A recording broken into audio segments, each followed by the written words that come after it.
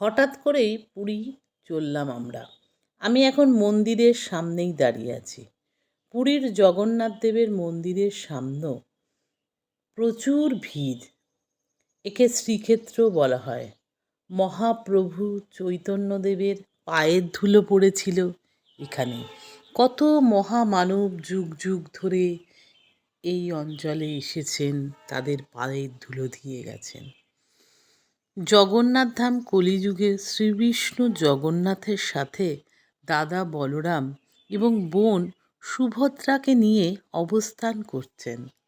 শ্রীবিষ্ণু পোশাক পরেন দ্বারকায়,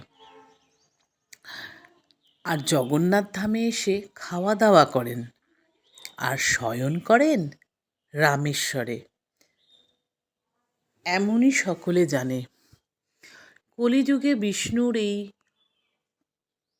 স্বয়ং অবস্থান সত্যি দেখার মতো।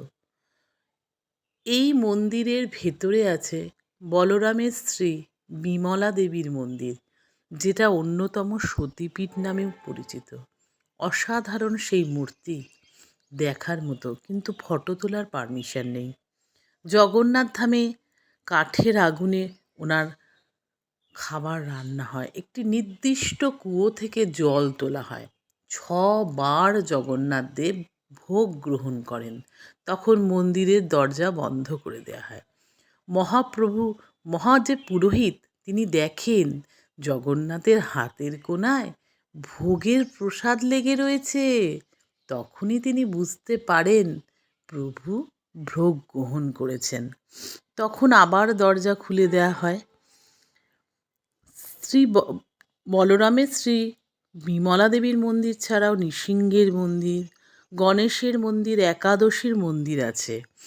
একাদশী দেবীকে শ্রীকৃষ্ণ এখানে বন্ধ করে রেখেছেন।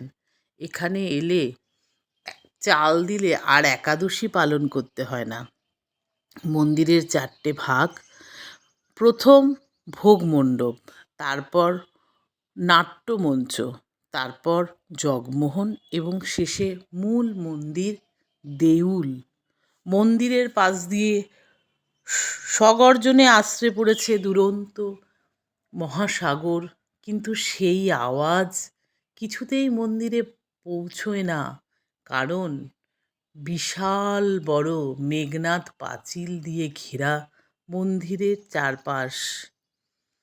মন্দিরে 22টা সিঁড়ি উঠে মন্দির চত্বরে ঢুকতে হয়। যেই আপনি মন্দিরের সিঁড়িতে পা দেবেন, আপনি সমুদ্রের গর্জন আর শুনতে পারবেন না। মহাপ্রভু চৈতন্যদেব এখানে এসেছিলেন জগন্নাথকে দর্শন করতে। আমরাও সেই জগন্নাথ দর্শনে এসেছি। প্রভুর অপার ক্রিয়ায় খুব ভালোভাবে তা সম্পন্ন করলাম।